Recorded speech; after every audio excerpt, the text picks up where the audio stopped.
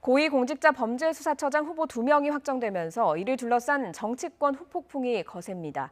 민주당은 공수처를 계기로 검찰개혁에 박차를 가하고 있지만 국민의힘은 공수처 출범 저지에 나섰습니다. 국회 취재기자 연결합니다. 최혜영 기자.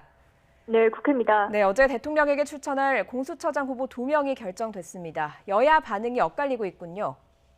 네, 초대 공수처장 후보로 김진욱 헌법재판소 선임연구관과 이건희 국민권익위 부위원장이 선정되자 민주당은 공정성과 중립성을 갖춘 적임자라며 높이 평가했습니다. 하지만 국민의힘이 발목 잡기에 나선 것은 안타깝다며 다음 달 공수처 출범 의지를 거듭 강조했습니다. 저희 민주당은 흔들림 없이 내년 1월 공수처 출범을 추진해 나갈 것입니다. 청렴 사회를 구현하고 견제와 균형을 통한 검찰 개혁을 중단 없이 추진해 갈 것입니다. 이와 동시에 제도적 검찰개혁 2단계에도 돌입했습니다. 이를 위해 당내에 있던 권력기구개혁 TF를 검찰개혁 특위로 확대 개편하고 첫 회의를 열었는데요.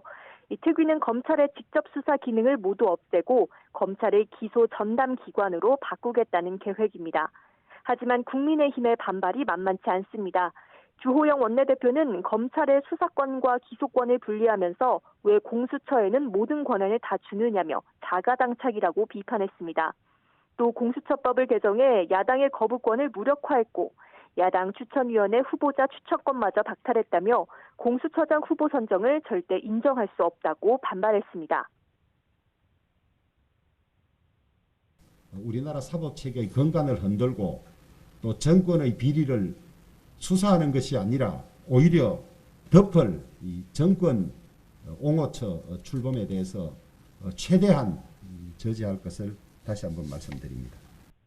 국민의힘은 공수처장 후보자 추천에 대한 효력 집행정지 절차를 밟겠다며 무효소송도 예고했습니다. 네, 또 국회에선 중대재해기업 처벌법 심사도 이어지고 있죠. 네, 여야는 어제 저녁 정부가 제출한 의견을 토대로 중대재해법을 논의하고 있습니다. 고 김용균 씨 어머니 등 산재 피해 유가족과 한국경영자총협회 측에도 각각 발언권이 주어졌습니다. 어제 제출된 정부안을 잠시 살펴보면요. 이 박주민 의원이 발의한 안은 50인 미만 사업장에 대해서만 법 시행을 잔여 미루기로 했지만 정부는 50에서 100인 미만 사업장에 2년 동안 법 적용을 유예하는 방안을 추가했습니다. 또 징벌적 손해배상과 관련해선 박 의원 안에는 이 손해액의 5배 이상을 정했지만 정부는 5배 이하로 반대로 낮췄습니다.